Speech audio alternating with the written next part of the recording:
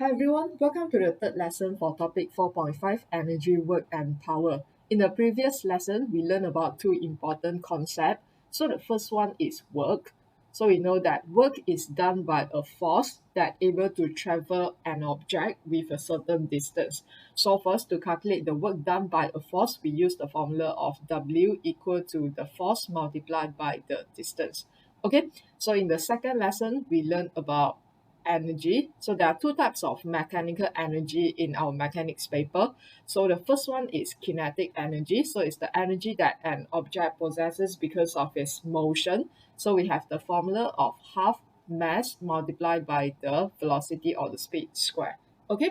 Then for the second one, we have gravitational potential energy, which is the energy possessed by an object because of its height or its position. Okay, so the formula for GPE is the mass multiplied by gravitational acceleration times the height.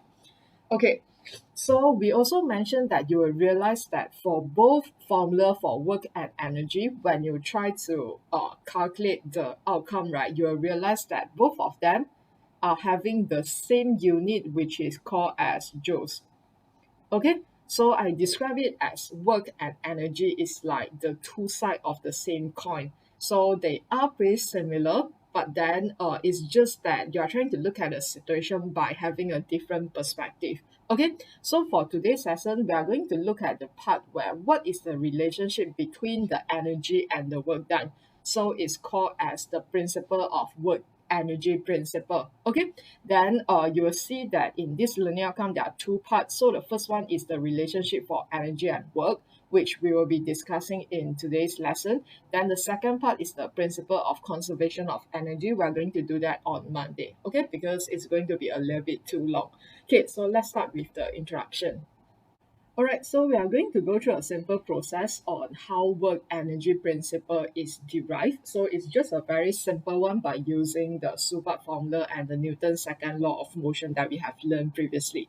Okay, so when a force move an object, it does work, and then it causes a change in the kinetic energy of the body. I mean, it's like logical, right? So if let's say there's a force that move a body, so that's like speed change. So that's like a change in the position of the body as well. So it does work and it causes a change in the kinetic energy. Okay, so let's look at this simple example here. So that's this force that constantly apply on this object. So we assume that the force actually is large enough for you to move the object, and the plane here is like a smooth one. So we know that there's going to be a constant acceleration throughout the plane. Okay, so we are talking about the idea of its constant force and then constant acceleration. So we know that by using Newton's second law of motion, the force is equal to m multiplied with a, right? Okay, so for motion in a straight line with constant acceleration, when we look at all these variable of the initial velocity, final velocity, acceleration, and the distance here, we can always connect it by using a Shubart formula, which is the v squared equal to u squared plus 2as. Okay, so now we are going to rearranging it by having only as our subject in front. So you can imagine what I need to do is I'll need to bring the u square to the front, then I'll need to divide them by 2. Okay, so what do I get is I'll get as will be equal to half v square minus of half u square. Okay, so this is simple max, right? I'm not going to explain that much. So move this, then divide by 2. Okay, so now we are going to multiply them at both sides. So which means for acceleration times s, multiply m, then we have mas.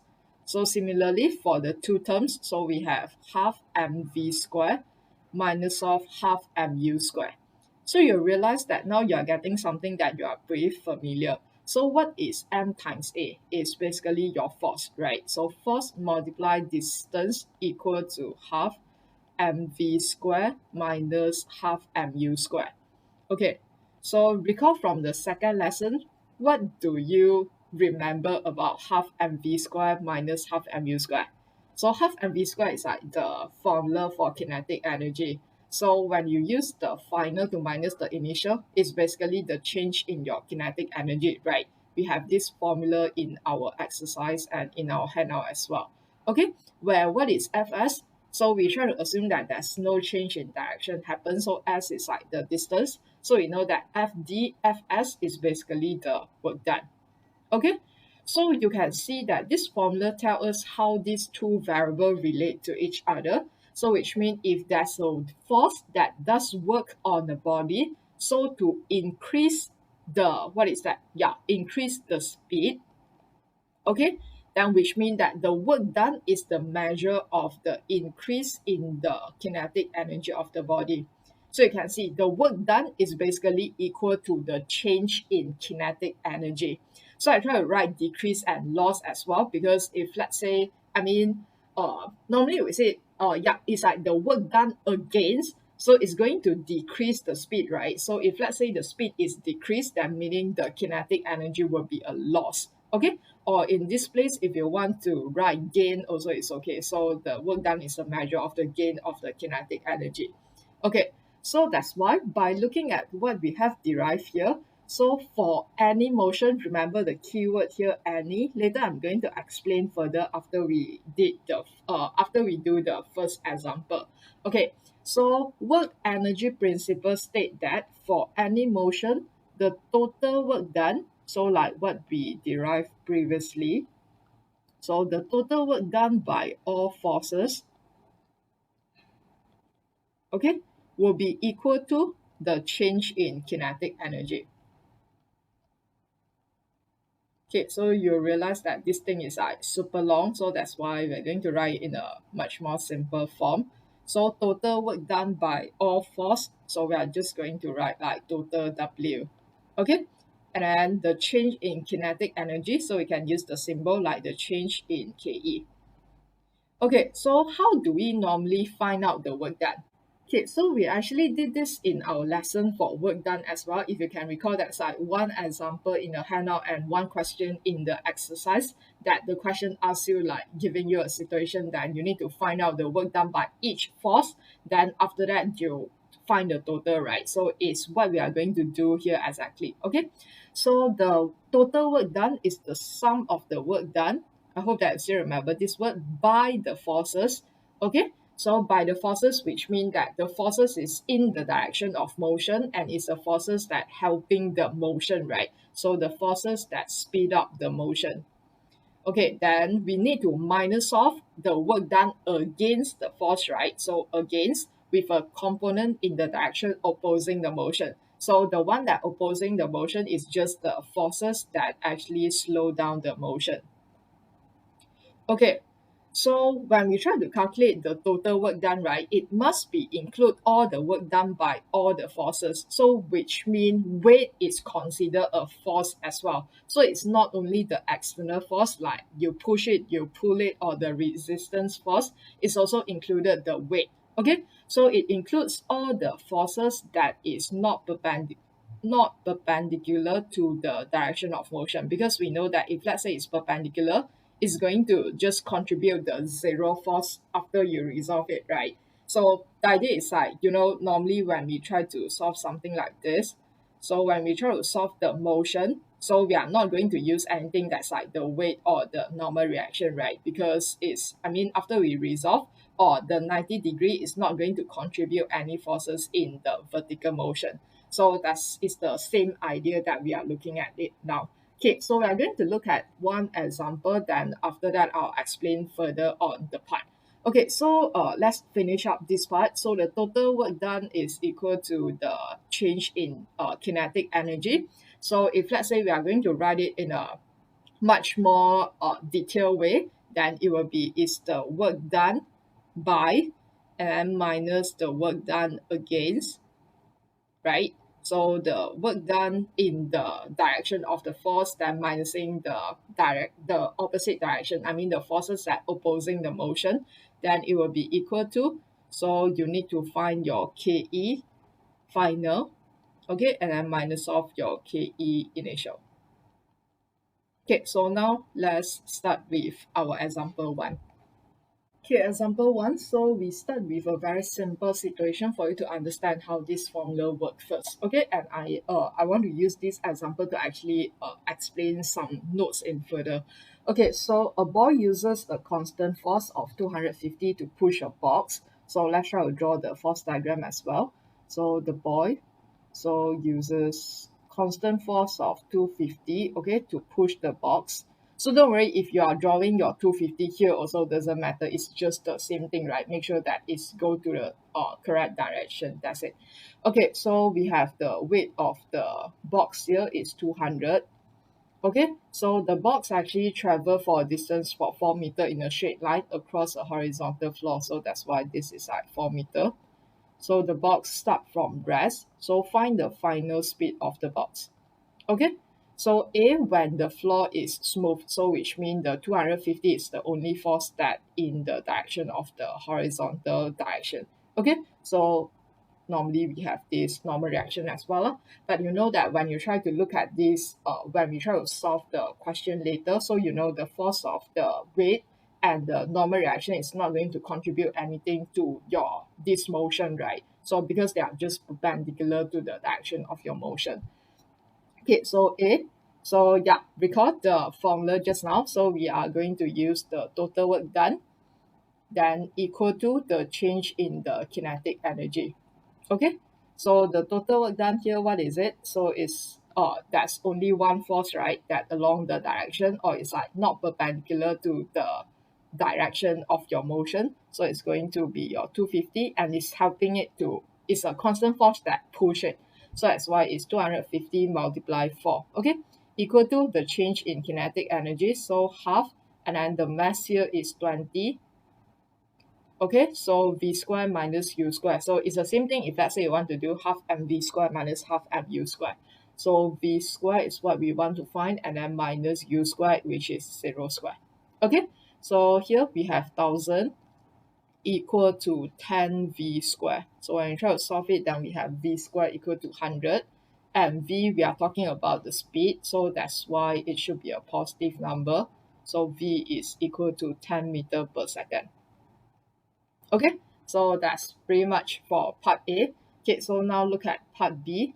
Okay, so the same thing here, but now you have the coefficient of friction between the floor and the box is 0.12. So I'm not going to redraw it, but I'm just going to label it here. So we have the resistance force here, which is the friction.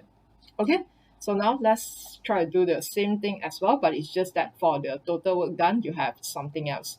So total work done equal to the change in kinetic energy. Okay, so the total work done here, we have the work done by the force of the push, right? So that's why it's 250 times 4. And then we have this force that against the friction, right? Because it's opposing the direction. So minus of, so how do you find the friction? Is mu r. So mu in this question is 0.12, and your r is just basically equal to the weight because that's no other force in the vertical component. So that's 200. Okay, and then don't forget your displacement here, the distance, which is 4. Okay, this part is for the friction force. Then after that, this is for F times S, right? F times D. Yeah, that's the idea.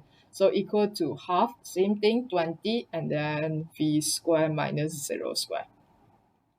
Okay, so now let's try to solve this. So we have 1000, and then minus of 0.12, and then 0.12 plus, so is 96. Okay, then it will be equal to 10v square.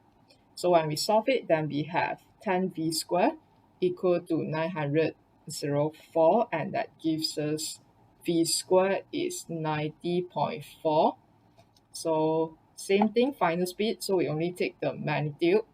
So V is equal to 9.51. So when you look at this answer, then you know that it's logic because if let's say there's a friction, so your final speed will be actually lesser than the one that is on the smooth floor. Okay, so that's the idea. I mean, that's very simple, right? Because in this question, there's no, the weight is not involved. So that's why. So later when we try to look at the vertical movement or like slanted plane, it's going to be a little bit much more complicated because the work done is not so easy that you only look at one force than one friction. Okay, so now I'm not sure that when we try to attempt this question, right? I mean, when you try to do it until now, do you realize that something that's special that you might have a question here is that when I try to read this question without the knowledge of what you learned in this lesson, right? Can you solve this question? So meaning that you forget about the work done and the kinetic energy by looking at this force diagram, and this is the information that you have. Can you actually solve this question? So the answer is yes. Let's see how can we do that. So I hope that you should be able to realize that actually not using work energy principle, you also can solve this question. So let's try to draw this again maybe. Let me do a very quick one. Okay, so we have the R and then 200. So let's start with the one that without friction first. Okay, so that's pretty much of it. So U, then same thing, you want to find V, and it's given that this is 4 meter. Okay, so by looking at this situation, right, actually you realize that you can just use Newton's second law of motion and also Shubart formula to solve this. How do we do that? So we know the net force is equal to MA, right? So that's why in this question we have the force is 250. So that's the only net force, then equal to the mass multiply the A. So from the A, then we can get A is actually equal to 12.5 meter per second square. Then after that, how do we continue? So we have we have USA, then we have V, right? So we can just use Shubart to help us to do that. So V square equal to U square plus 2AS. So we have 0 square plus 2, 12.5, and the S is 4. So you realize that what we get here, so 12.4 times 4, 12.5 times 2 is going to give us 25, so times 4 is 100. Okay, so that's why when you try to solve for V, let's try to take the positive part as well. So it's going to give you 10 meter per second. So you realize that it's exactly the same like what we have here. Okay, now the same thing, let's try to do the second one. What if the situation where we have just now having the friction?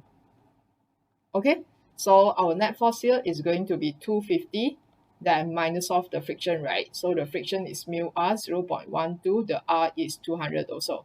Okay, so equal to the mass multiplied by the A. So 20A will be equal to 226. So from here, we can get our A is equal to 11.3. Okay, so you see this number is less than this number because of it's having a friction. So now same thing, we try to use Shubart. So V square equals, my V, okay, so V square is equal to U square plus 2AS, 2A, and then S is still 4. Okay, so same thing, when you try to solve this out, then you'll realize that what you can get here is 90.4.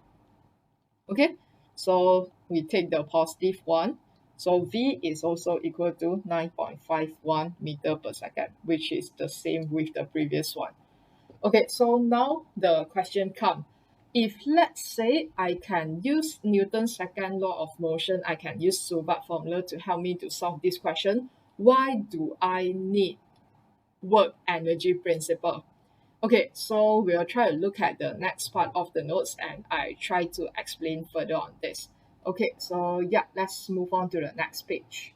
Okay, so in this one, we'll be discussing on why do we need work energy principle if let's say we can solve the questions by just using F equals to MA and Shubart formula. Okay, so the idea is both of these methods are acceptable. So they just give you the same answer, right, from the example just now. So they are just the different perspective looking at the situation of the moving objects. So if when you are using F equals to MA and Shubart, so which means you are looking at it from an idea of dynamic. So which means from the force, then you get the acceleration, then we try to apply in Shubart, right? Then after that, if you are using the first method that what we learned in this lesson, then which means you are looking at the perspective of the work energy. Okay, so both of them work. It's just that you are just using a different dimension to look at the problem that you have. So if the question didn't actually restrict you what is the method that you need to apply, you can use either to solve. Okay, because yeah, from the example just now you see that just give you the same answer, right? So if the question didn't specify that you need to use the method of energy, then you can use either. So in your past year paper, there's a lot of question that if they want you to use energy, then they'll try to state that you by using the method of energy. Okay, then that's the first situation, meaning that the question tell you which one to use. The second situation is that there are some limitation of what Newton's second law of motion and Subat can solve, and we are going to discuss it now. Okay, so generally, work energy principle is more powerful than Newton's second law of motion. Okay, so when we first introduced the idea for work energy principle, right, I also mentioned that it applies for any motion. The idea is any. Okay, so later we are going to see why Newton's second law of motion and Subat is not any. Okay, so we only need to know what happened at the start and what happened at the end, but we doesn't really need to know what happened in between the path. Okay, so work energy principle also helps us to solve the problem in only one line of working. So when you try to refer back to the first example that we did, right, you realize that when we try to solve with work energy principle, it's just like one line, which means you are just putting total work done equal to the change in the kinetic energy, then you solve everything. If you are using Newton's second law of motion, then which means there will be like, normally there will be at least two stages that you need to do. The first one is obviously F equals to ma. You get the A, then you substitute in your second stage of your solution, which is by using Subat, right? So that's why work energy formula is actually some way shorter. Okay, but I mean, that's not the main point because the difference of the working is not so much. Okay, but there's this limitation that Newton's second law of motion and Subat formula has. So if you recall, when we talk about the formula of F equals to ma and also any Subat formula, right? So let's discuss about Subat formula first. So Subat formula, what is the what is the title of the first topic that we learned? Is kinematics of motion in straight line. Am I right? So everything that we are looking at is like one dimension. It's like one dimension thing. You are not looking at it like moving in a 3D thing. So if the motion is not in a straight line, which means if let's say it's a curve, then you can't use Subat. Am I right? Then the second thing is Subat formula is only for the situation where the acceleration is constant. So that's why if your acceleration is not constant, you also cannot use Subat, right? Okay, then after that, let's talk about this part. So Newton's second law of motion when F equals to ma, this is similar to the part where acceleration is not constant. So if let's say the force is not constant, then you also cannot use F equals to ma. Because if let's say the force is not constant, then how are you going to substitute your F here then? Obviously, you can't even get a constant acceleration as well. Or instead of a force, the question give you average. So which means there's actually no constant force. The force is like alternating. So what the question can give you is just average. So for all this situation where you can't use Newton's second law of motion and Subat, you can only use work energy principle. So that's why you must remember that I mean, sometimes you realize that, hey, it seems like you can do both, but you must remember that if you do not have the confidence or if the question didn't actually tell you that the force is a constant or the acceleration is constant, you can't use F equals to ma and Subat to help you to solve.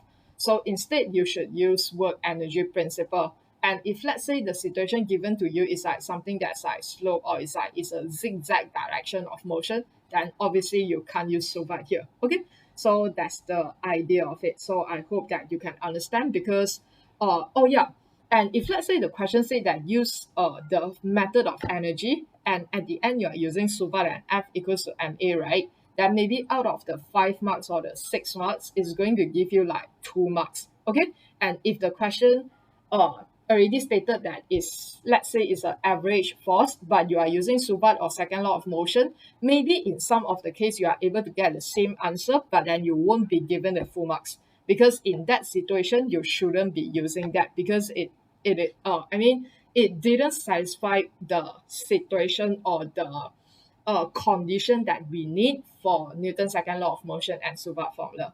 Okay, so that's pretty much the idea. Okay, so now we'll move on to example 3 first, because I want to explain the other form of work energy principle that we have.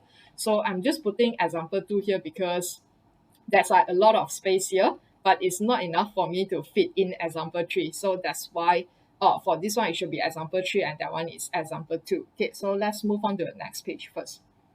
Okay, number 3. So this is a vertical motion. So a ball of mass 0.05 kg is thrown vertically upwards with an initial speed of u meter per second. So it rises through a distance of 1.5. So let's try to draw it out. Okay, so we have the weight 0.5. Okay, so it's thrown vertically upwards, right? So this thing is thrown vertically upwards and reach a certain height here. Okay, so this is like rises through a distance. So here is 1.5 meter. Okay, then falls through 2.5 meter before hitting the floor. So which means it's like this. Okay, so this is 2.5 meter. So which means the floor is like slightly lower than the position where the ball is thrown. So it's like here. Okay, so that's the idea. So it hits the floor with the speed of v meter per second. So at this part, v meter per second. So this is initial speed of u meter per second. Okay, so throughout the motion, there's a air resistance of 0.01. So air resistance 0.01. So the question wants us to find out what is the u and also what is the v. Okay, so there's like two variable in this situation. So which means either you need to solve it separately if you are able to do so, or the second idea is you might need to solve simultaneous equation. Okay, so you can imagine there are three ways that we can try to look at it, because there are like some of the information that we can actually identify ourselves. So which means that this ball is shown vertically upwards, right? So rises then falls. So which means that this is the position where the ball actually reaches the maximum height. So at this place, we know that the speed here is basically 0 meter per second. Okay, so there are three different ways that we can try to look at it. The first one is the stage where the ball rises. So which means the first stage here. Second stage is the ball when the ball falls down, second stage. Or the last one is that we can try to look at it as a whole. Okay, but obviously when you try to compare then, the first two stages is much more easier. The idea is that if you are looking at the first stage, then you only have the variable of u, then you can solve for u. If you are looking at the second stage here, then you only have the variable of v, then you can solve the v. Okay, however, you can always like find the the total one, so that you want to check your answer and so on and see it should be aligned. Okay, so we are going to do that as well, so that to make you understand like what's the three different situations that you can apply here. Okay, so let's try to solve the u and v first maybe. So start from the easy one first. Okay, so in the first situation, we have this is the ball. Okay, and we know that the distance traveled is 1.5. Okay, so that's this weight opposing the motion, and that's the air resistance as well. Okay, which 0.01. Okay, so now we are going to put it in the formula that we have. So the total work done is equal to the change in kinetic energy. Okay, so what's the total work done in this case? So we have both this force is opposing the motion of going up, right? So that's why in terms of the weight first, we have 0.5. So it's negative, it's minus, it's like it's opposing, so that's why it's minus. So minus negative 0.5 and then multiply with the distance traveled 1.5. Okay, and then after that minus the other that's opposing as well, which is the resistance, so multiply 1.5. Okay, so equal to half. The m in this question is 0.05, and then v square minus u square, so v square is 0 square, then minus u square. Okay, sorry, I hope that I have enough space here. Okay, so now we can solve this. So negative 0.0, negative 0.1.5 or 75, okay, and then minus 0.015. So equal to negative 0.025 u square. Okay, so you are getting a negative out because you have negative u square. Okay, so now let's solve it. 0.025 u square is equal to 0.765. So from here we get that u square is equal to 30.6. So solve this, then we have 5.53 meter per second. Okay, so this is how we get our u. Okay, so similarly, we can use the same approach, then we try to solve the second one, which is when it falls down, then we can try to find the final velocity. So let's try to draw another ball maybe, so to understand how the direction looks like.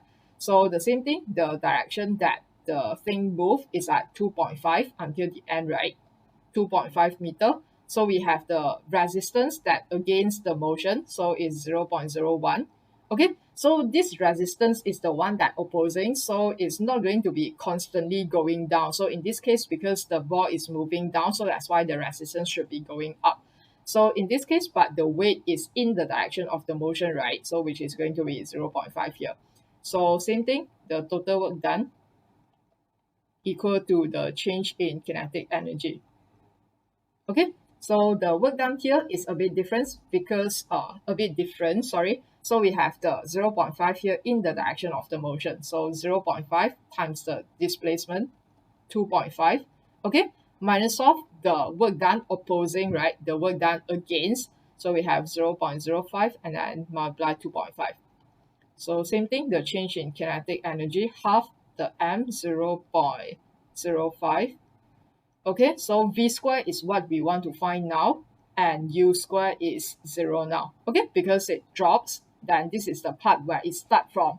We are looking at this part, right? So that's why it start from a 0 meter per second, and we are going to find the final. Okay, so let's solve this. So we have 1.25 minus 0.025 equal to 0.025 v square. Okay, so solve it.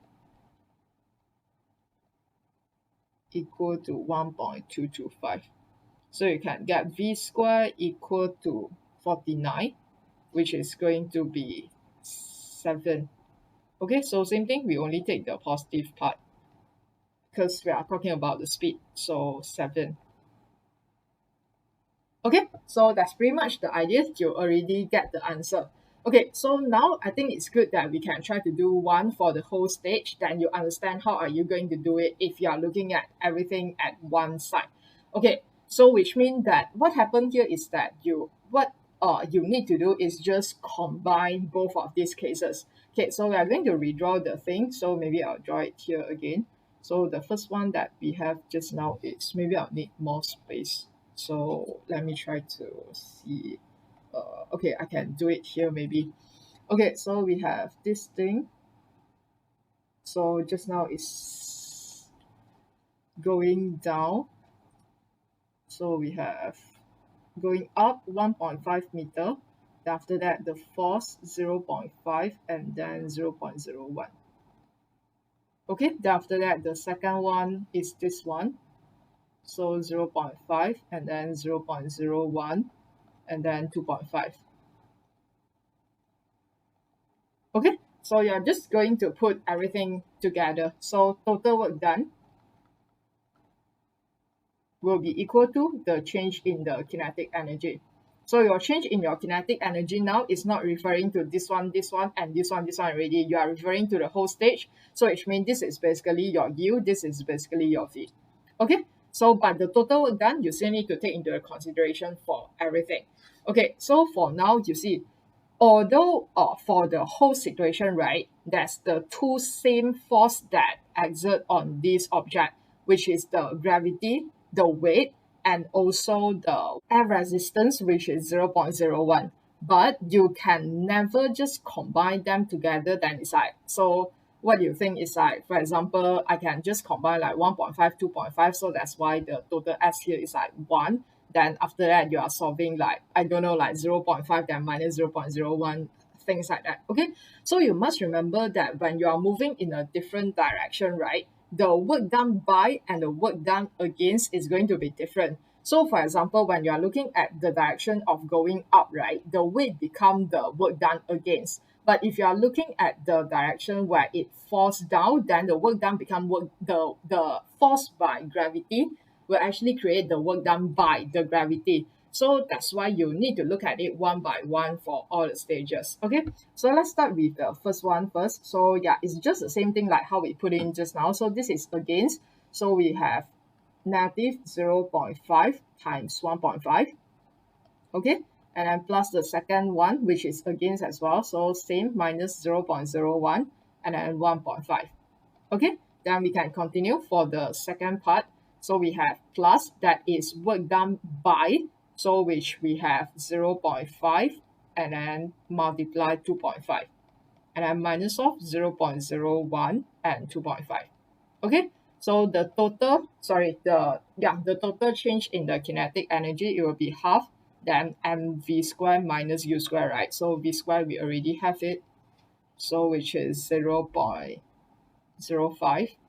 Okay, so v square minus u square. So this is the part that we are going to see whether our answer is correct or not. Okay, so now let's try to solve what we have here. Negative 0.015 minus 0.75 plus 1.25 minus 0.025. Okay, equal to 0.025 v square minus, it's okay. Let me just leave this maybe. Then later we just do it after we get the whole thing. Okay, so after we got this, then for this part, we are getting 0.46. Okay, then equal to 0.025 for minus. Okay, so just divide it, then we'll be able to get v square minus u square. That's going to give us 18.4. Okay, so let's try to check back what's the answer that we have just now. So just now we have v square equals to 49, right? Then 30.6. So which means it's 49 minus 30.6. Okay, so you will check that is actually correct. Okay, because, okay, let me try to write properly maybe. So just do a check here. So from our working just now, we know v square minus u square is just equal to 49 minus 30.6. So that gives us 18.4. Okay, so that's why in this point, I only want to show you that this is the alternative that you can use. So for example, after you get your u and you decide to use this one to help you to solve your v also can. So you just substitute the u, then you should be able to get the same v as well. And both, I mean, for all these stages, they should be aligned to each other. Okay, so that's pretty much the idea for this question. Okay, so now we're going to look at the part where I want to explain a little bit further on some different form of the work energy formula that we have. Okay, so the first one is what we have used so far. So it's like the total work done equal to the change on kinetic energy. Okay, so in the first question, there's no so much of this part because we are not talking about anything involving the height. So for this question, we are looking at the vertical component. So that's something interesting that I just want to show you here. Okay, you see, right, when you're trying to find out the work done by the gravity. Okay, so which means in this case, we are looking at this part. So this is the work done by gravity. The same thing, we have the work done by gravity. This is work done against the gravity. So this is work done by the gravity. Okay, so just want to show you, right, by using the previous example in the lesson 2 that we did. So you can remember that when we talk about someone that's like climbed up of a mountain, then after that you realize the work done is the same when for the potential energy, if you can recall that. So we're going to do the same thing here. You'll realize that when we try to find what's the change in the potential energy in this part, right, the height here is 1.5.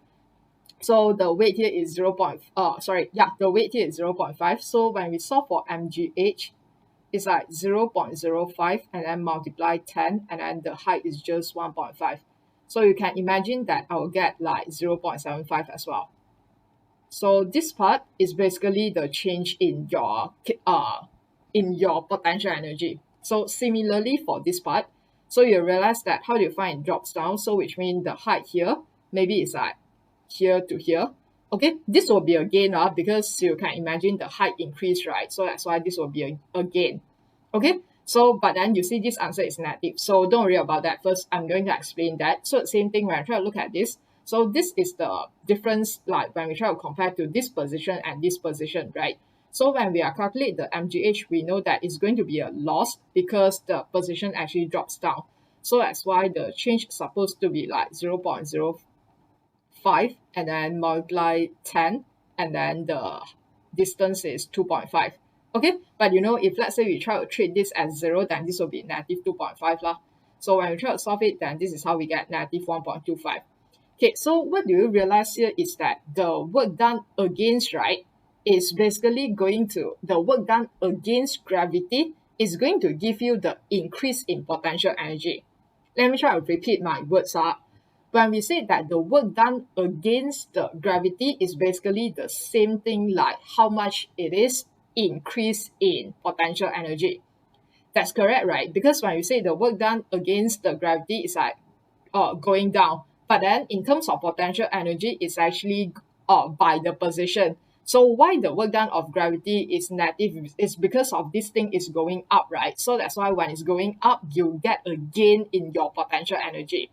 So same thing, when we talk about the second part, this is work done by gravity. So work done by gravity, your object is actually moving down. So that's why there's a loss in your potential energy. So let's try to see what happened if let's say we try to move this to the back. Then you'll realize that you are getting positive 0.75, which is exactly what we get in the change in potential energy.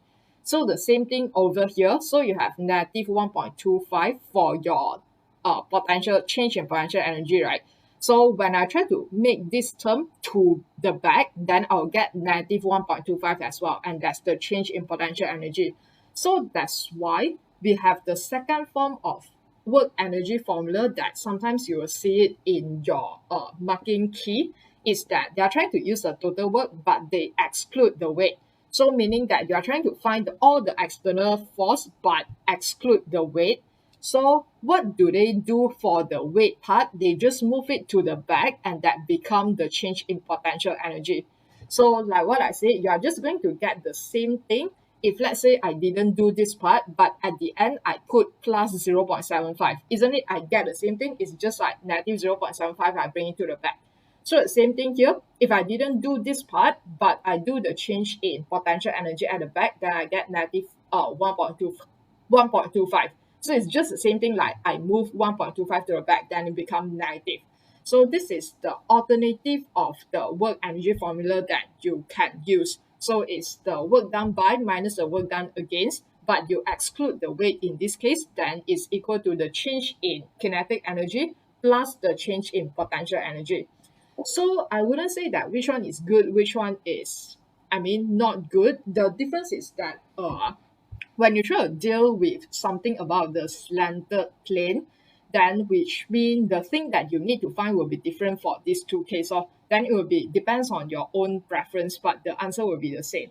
So later we will be having like 3 questions for the slanted direction one. Then I will actually show you both method for each of the question. Then it depends on you like which one you prefer than which one you want to use, but both of them can be accepted in your exam.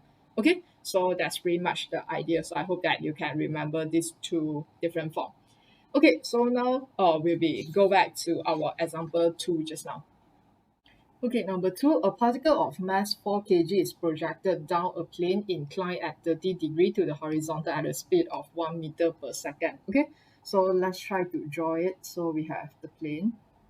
Oops, why am I using this color? It's okay. Okay, so we have the plane, so 30 degree. Alright, so that's this particle of mass 4 kg.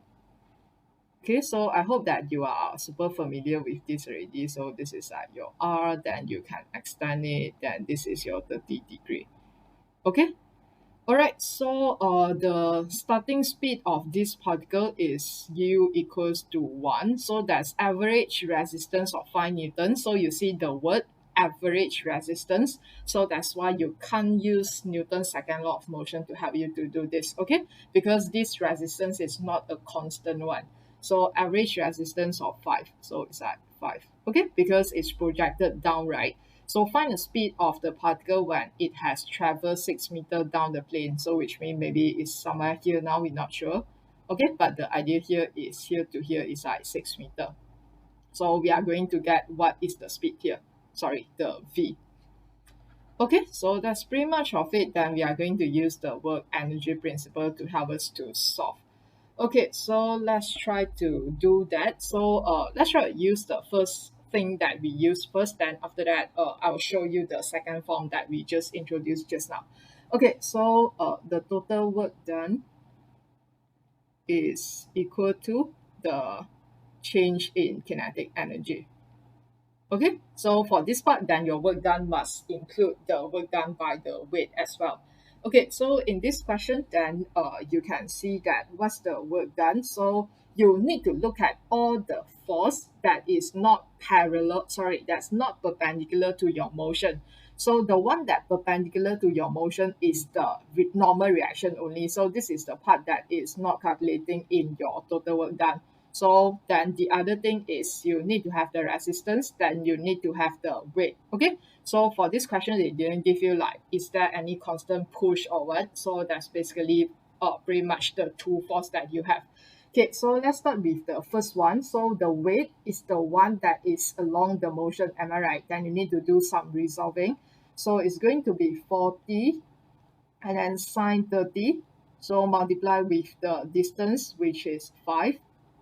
Okay, and minus off the part that's against. So this is like the average resistance of 5, then multiplied by the distance as well. Okay, which is 6 meter. Why am I writing 5? Okay, so 6 meter, then 5 times 6. Okay, then equal to, so 1 over 2, the mass is 4 kg, and then V square is what we want to find, minus U square 1 square. So now we can solve this.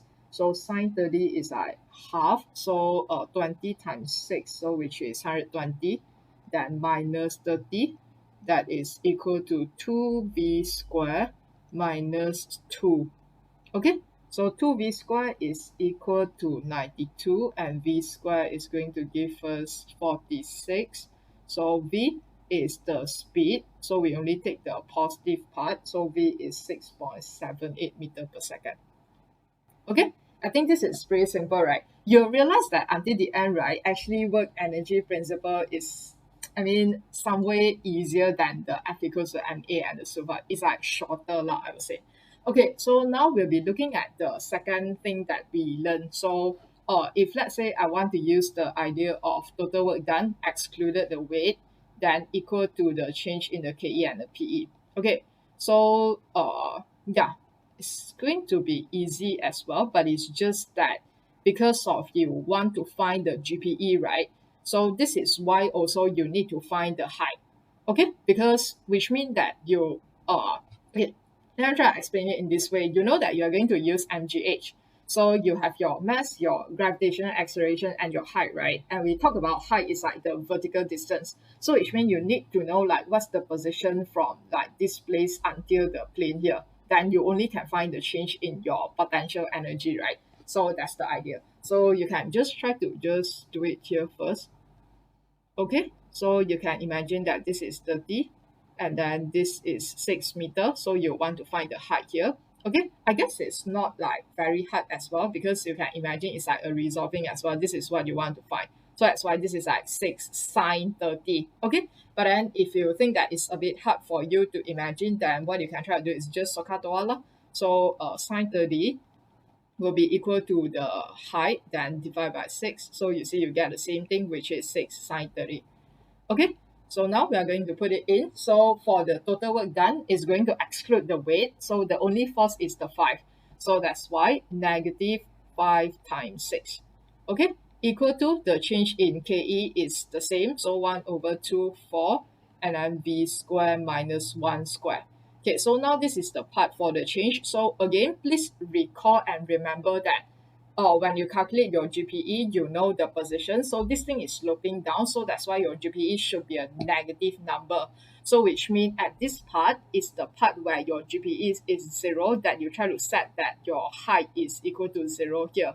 Okay, so what's your GPE over here? It's going to be lower than the height here is like negative 6 sine 30.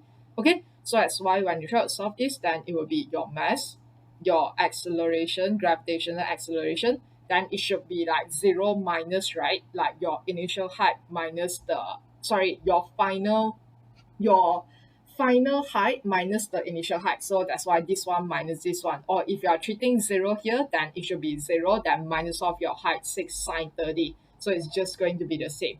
So negative 6 sine 30. Okay, so now let's see, do we get the same answer? So negative 30 equal to, this one is still 2v squared minus 2. Okay, and then this is 40, and then sine 30 is going to give us half times negative 6, so negative 3, so that is negative 120. So when we solve it, then we have 2v squared equal to negative 30 plus 120, so that's going to give us 90. Then 90 plus 2 is 92. So that's why you see the number is just the same. Okay, so v squared is equal to 46, then v is greater than 0, so that's why v is also 6.78. So they are basically the same idea. It's just that whether you want to deal with like the work done when you want to resolve the weight, or in the other case you are resolving the length and then you find your height, then you solve in terms of the gravitational potential energy. But both is the same lah. I wouldn't say which one is easier, which one is hard. It's just your own preference on that. Okay, so that's it for this part. So we'll be looking at two more harder example, which is in your past year paper. Okay, so now let's move on to example 4. Okay, number 4, a roller coaster car including the passenger has a mass of 140 kg. So a roller coaster ride includes a section where the car climbs a straight ramp of length 8 meter. So this is like the ramp. Okay, so it's 30° above the horizontal. So this is 30°. Then after it climbs out this 8 meter of ramp, then the car then immediately descend another ramp with a length of 10 meter, inclined at 20° below the horizontal. So this is like your horizontal, right? So 20° below the horizontal. So it's something that goes like this. Okay, so this is 20°. So this ramp is another 10 meter. Okay, we're not sure that whether it's the same line or not. Yeah, so yeah, it might be slightly higher or slightly shorter. We can't do the exact thing, right? So you please don't assume that they end at the same ground here. Okay, so then after that, the resistance of motion acting of the car is 640° throughout the motion. So this is the resistance. Okay, so the question want us to find out the total work done against the resistance force when the car ascends the first ramp and descend the second ramp. Okay, so this is super easy because the resistance is already in the motion of the car, right? So that's why you don't need to do any resolve. It's just that you need to know the total distance, then you can find the total work done already. So the total work done by the against the resistance, okay, is just equal to the force, which is 640 multiplied by the total distance traveled by this roller coaster car, which is 8 plus 10. Okay, and that gives us 11520. That's it for the part 1. Okay, it's super easy. Okay, so now part 2. The speed of the car at the bottom of the first ramp is 14 meter per second. Use the energy method to find the speed of the car when it reaches the bottom for the second ramp. Okay, so which means, let me try to put the car first. Okay, so we have the car here. Maybe it's at bottom lah, yeah, but you understand the idea. It's easier for me to show the the angle. Okay, so we have the resistance, right? Just now it's like 650. So if this one is moving up, then which means the resistance is going down. So this is the resistance. So we have normal reaction. Okay, this one we don't need, so you just write down for your own reference. So we have the weight, and then this is the 30° here. Okay, then after that we want to find when the car is here, right? So it will be helpful that you try to draw another car to indicate here, because it's easier for you when you want to do resolving later, so you are not confusing with the angle. So we have the same thing here, the normal reaction. So we have the weight. So this is going to be your 20° as well. Okay, so I hope that you can get the idea, because you can imagine it's like a Z, right? So that's why if let's say this is 20, then this is 20 also. So the resistance now, this car is moving down, so the resistance is going up. So resistance, so normal reaction. Okay, So that's pretty much what we have over here. So now we need to find out the speed. Okay, so the same thing, I'll show you two way as well. The first one is by using a first form. The second part is using the second form. Okay, so let's start with the first one. So we are using the total work done equal to the change in the KE. Okay, so yeah, I'm not finding anything like on behalf, so I hope that by this time you'll be able to know like how to resolve and so on, so we can straight away put everything inside the equation. Okay, so to find the total work done, so same thing, there are two forces in this question that is that contribute in this situation, which is the weight of the roller coaster. The second part is the resistance. But this question is similar to number two, which when you try to look at these two different idea, right, they are having like two stage.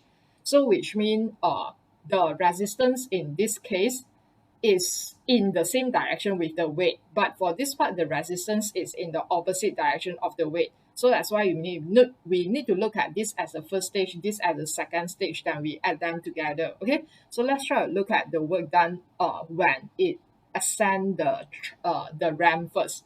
Okay, so we have the resistance. So this the resistance and weight both is opposing. So that's why we have negative 640 and then that's 8 meter.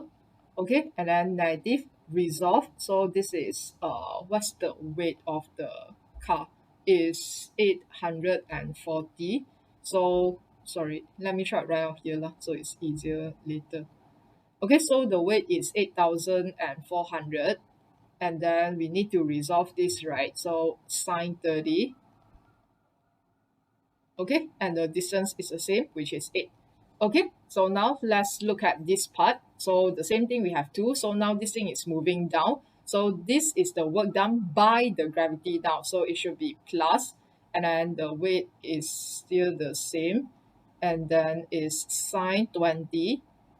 Okay, but the distance now is 10, and then the resistance is still against, so that's why minus of 640 that multiply 10. Okay, so the change in KE, then it will be half. The M here is 840, so it start with what's the thing that they give at the bottom of the first ramp is 14, so that's why this will be V squared then minus 14 squared. Okay, so now we can solve it. So what we have here is minus, so I should we get everything, I think. So okay, maybe I can write for the first time. So minus the 5120, then minus this part. Remember to save your value, especially that's the, I mean sine 30 is still okay lah because it's half, right? Then the thing here, the sine 20 here, make sure that you are right. Either you write the full value or either you remember to store your value in your calculator. Okay, I'm going to write the full thing here, maybe that minus 6400. Okay, then it will be equal to 420 v squared minus 82320. So by solving this equation, yeah,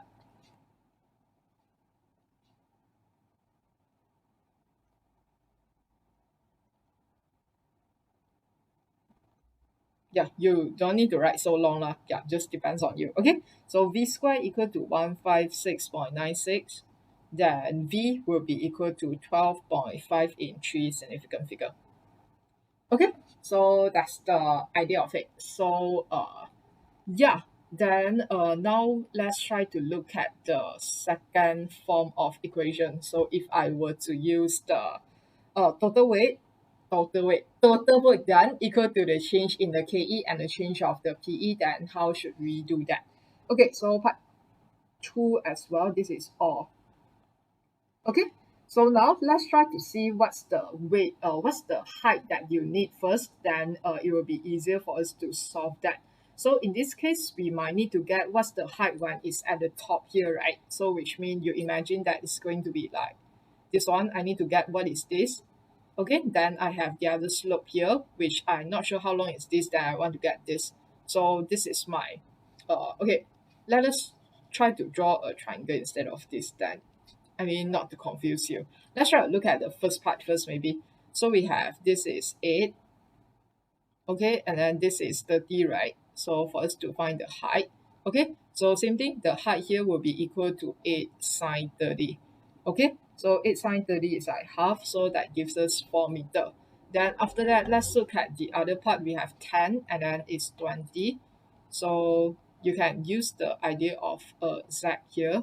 So if let's say this is a z, so this is 20, okay, so this is 20, this is the height, and then this is 10, okay, so that's why the h here is going to be sine as well, so 10 sine 20. So let's try to write down the number so you have an idea. So it's like 3.420. Okay, so you can imagine that what happened here is this is slightly shorter than that, but then okay, so which means that from here to here is actually 4, and then from here, so from here to here is like 4, but from here to here is like only 3.42. Okay, so that's the idea. So which means if let's say I were to draw it, right, then maybe it's something that looks like this. Okay, then the second slope is slightly higher than that. Is that okay? So the whole thing is 4, this is 3.42, then this is like the rest one lah, so the whole thing is like 4. Okay, so now we are going to use the idea. So total work done equal to the change in kinetic energy and then plus the change in the gravitational potential energy. Okay, so in this case, because we are using the second form, so that's why for this part, it's just taking your total work done. So in this case, you can straight away take your answer from your part A, because that's basically tell you the work done against the resistance for the whole path, right? Because I mean, you are just splitting them or not splitting them. I mean, at the end, you still get the same answer. So that's why it's negative 110. Okay, negative 11520. Okay, then equal to, then we have the second part. If you want to write incomplete, then it will be negative 640. So it's the, then multiply 18.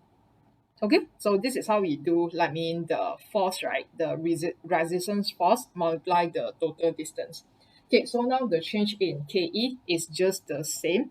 So half mass and then v square, what we want to find, minus u square. Okay, so this is the part that's a bit confusing. Okay, so I want you to try to imagine when you try to do this, right, where should be your base level for a most easy case that you can try to think of. Obviously, it should be here. Am I right? Because you are looking at, this is your starting and this is your ending, right? So which means that when you compare to your starting and your ending, or what do you expect for your gravitational potential energy? It's going to be increased, because compared to the height here and the height here, this is higher, right? So that's why you should get a positive GPE. But are you going to use these two value? No, right? What you want is the difference in the height here, correct? So that's why in this case, your M is 840. Then after that, the G is the same. Then what is the height here? Is basically by using 4 minus 3.42. Okay, so I hope that you understand what is the meaning of change in GPE rather than memorize like mg then h2 minus h1 kind of thing. So you need to understand that GPE is caused by the difference in the position. So this is your starting, this is your ending. So if this is 4, this is 3.42, then which means the difference is like 4 minus 3.42. Yeah, okay. If let's say this thing is lower, right, then which means that you should get a negative answer, then you should know which one used to minus which one. So that's important when you try to write down the difference in your height here. So always try to check lah. If let's say the position become higher, then you should have a height. You should have a positive GPE. If the position become lower, then you have a negative GPE. Then from there, you try to judge your answer. So negative 11520 equal to 420 v square minus 82320. So this is the part that you need to do a bit of your calculation. So 8400 multiply 4, then we can get 33600. Okay, minus 8400 multiply 3.42. So we have 28728. Okay, so now we can try to solve it. So 420 v square will be equal to what we have here. So, oh, same thing for this value, make sure that you are using like the full value if that's possible. So I worry that it will be a bit like changing your answer. But I think for this question, it's not too much yet, but please try to, store your value in your calculator to make sure that you are doing the right thing. Okay. So for better cost, you can always use like the 10 sine 20 as well. So when you try to substitute here. Okay, so you should be able to get like 5,65929.96. Okay, so by solving this, then you'll be able to get straight away go to V and you should be able to get the exactly same answer with the previous one. Okay, so like what I said, the only different thing that you try to solve is maybe for this part you will do some resolving for your gravity. Then if let's say you prefer the second type, which means that will be you need to be very familiar with how you find the change in the GPE. So that's nothing that's easier or much more harder. Okay, so last example before we end. Okay, number five, a train of mass 150,000 kg ascends a straight slope incline at alpha degree to the horizontal with a constant driving force of 16,000 Newton. Okay, so let me try to draw a slope first, maybe. So, okay, so that's the slope. So it's alpha. So the train. Okay, so the mass, the weight, then the normal reaction. So we know that the angle here is alpha. Okay, it's having a driving force of 16,000. So it's ascending the straight slope, right? So that's why the driving force is like moving in the direction of the motion. Okay, this thing is like moving up. So at a point of the slope, at the point A on the slope, the speed of the train is 45 meter per second. So we assume that maybe it's here. Okay, so this is at A, then the speed here is 45 meter per second. Then at point B is at 500 meter beyond A, so maybe it's somewhere here. Okay, so in between this is 500 meter. So at B, the speed of the train is 42 meter per second. Okay, so that's the resistance force acting on train, and the train does 4 times 10 to the power of 6 joules of work against this resistance force. Okay, so in this case then we are going to use work energy as well. So let's try to see how do we do that. So we try to write down the resistance first, maybe the work done by the resistance. Okay, is equal to 4,000,000. Okay, so you are not going to times the distance anymore, yeah, because this is the work done already. Okay, so which means you already know like this part. Okay, so now we need to find the alpha. So same thing, we are going to use two different way to do it. The first one is by using the first form. So which means if let's say we have the total work done is equal to the change in KE.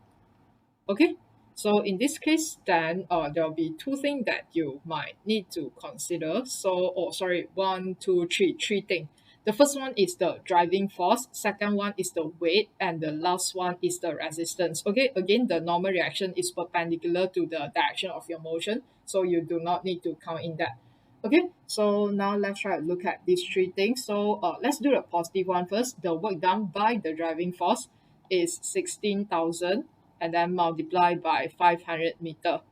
Okay, and then it's going to be minus already. The second part, which is the given one, 4 times, yeah, depends on you how you want to write lah. If you are writing the full value also doesn't matter. Then after that, minus of one more is from the weight. So you see it's like 15, 1 point, yeah. So it's okay, just write down full value. Lazy to change it. Okay, so this is sine alpha. Okay, and we are finding the alpha, right? So don't forget the distance 500. Okay, equal to the change for KE half. The mass is 150000, and then V square minus U square. V square is 42 meter per second minus the U square 45 meter per second. Okay, so that's pretty much for the formula. So now let's try to simplify it. So we have 16000 times 500 minus 4,123,456. Okay, so we have 4,000,000, 1, 2, 3, 4, 5, 6. Yeah, 4,000,000. Then minus solve for this part. So we can have 75. So 60 as well. Okay, equal to, then oops, sorry, forgot the sign. Yeah, so for this question, remember to write properly for your zero. Yeah, it's a bit tricky in this term. Okay, divide by 2, 1, 5, 1, 2, 3, 4. Okay, so for this part is negative 19575,000. Yeah, that's correct. Okay, so now we move on. So sine alpha will be equal to, so move this over the other side, then divide, then 3, you'll be able to get this, divide by 7, 5, 1, 2, 3, 4, 5, 6. So simplify and we can get 943 over 30,000, and that gives us our answer, which alpha is 1.8 degree. Okay, so angle, normally you only need to write one decimal place, right? So this is 1 dp. Yeah, so actually it's not very hard lah, like for 5 marks, you see. Okay, so now we are going to use the other method, which is like the height one. Okay, so it's the same thing, but now you might need to find out the height for the different stuff here. Okay, so the first one we have, yeah, okay, so the idea is, you see, right, we are comparing to the point for A and B here. Okay, so that's why for you to find the weight, sorry, for you to find the height, when you compare to the initial, it's supposed to be your, I mean this one, then A is your initial, B is your final. So that's why what you are getting here is just the height over here, which is the change in potential energy that you put in your H. Okay, so you don't need to start from the zero here, because for this whole question, we are talking about the motion within this situation, right? When you find your M, when you do your V and U, it's just referring to the V and U at these 2 points. So when you try to calculate the change in GPE, it's also referring to these 2 points as well. And your GPE will be a positive one because the height actually increasing also. Okay, so we can try to solve for this first. So this is our alpha. So which means later in your in your equation, right, it's the part for the GPE is having your alpha to solve. So this is 500. So that's why the H will be equal to, the H here will be equal to 500 then sine alpha. Okay, so total work done is equal to the change in KE and then plus the change in GPE. Okay, so which means for this part, you are going to excluding the weight. So you only have 2 force. The first one is the driving force. Okay, then the second one minus off the resistance here, which is the 4, 1, 2, 3, 4, 5, 6. Okay, then equal to the change in KE is the same. The mass 42 square minus 52 square. Okay, the change in GPE, so it's the height here, right? So we can straight away get the height because this is like your base. So the height is just the difference. So plus the mass, which is 1, 5, 1, 2, 3, 4, then 10, and then 500 sine alpha. Okay, so let's see, do we get the same answer? So for this part, we have 4 million also, then equal to, so this part is basically the same thing like what we got here, right? So negative 19575,000, and plus of this one, so we have 15, 2, 3, 4 times 10, 500, so that gives us 75,000,123,4. Okay, so when you look at this number, then you know that it's the same as well. So this is like this part, then you move in front, right? Okay, then you get the exactly same thing. So that's why your sine theta, the sine alpha, is equal to 943 divided by 30,000 as well. So alpha is giving you the same answer, which is 1.8 degree in 1 dp. Okay, so just a very quick one is that you'll realize that in your exercise questions, right? So in their marking key, they are expressing the work energy equation. They have all the different kind of form.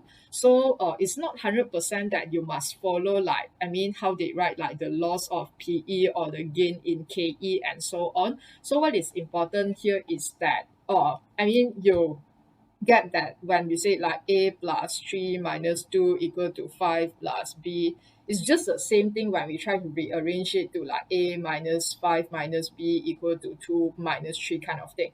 So that's why just make sure that you have all the same terms. So how you arrange it is just depends on yourself, because sometimes how they are doing it is that, okay, let me go back to the different form, maybe just a very short one before we end here. Okay, so the different form here, sometimes how they are doing it is that they will actually bring this in front. So which means that you can always do also the work done by and minus off the work done by plus KE initial plus PE initial, then equal to the work against, then plus KE final plus KE final. You get what I mean, right? It's just because of the arrangement itself, like how you want to arrange, right?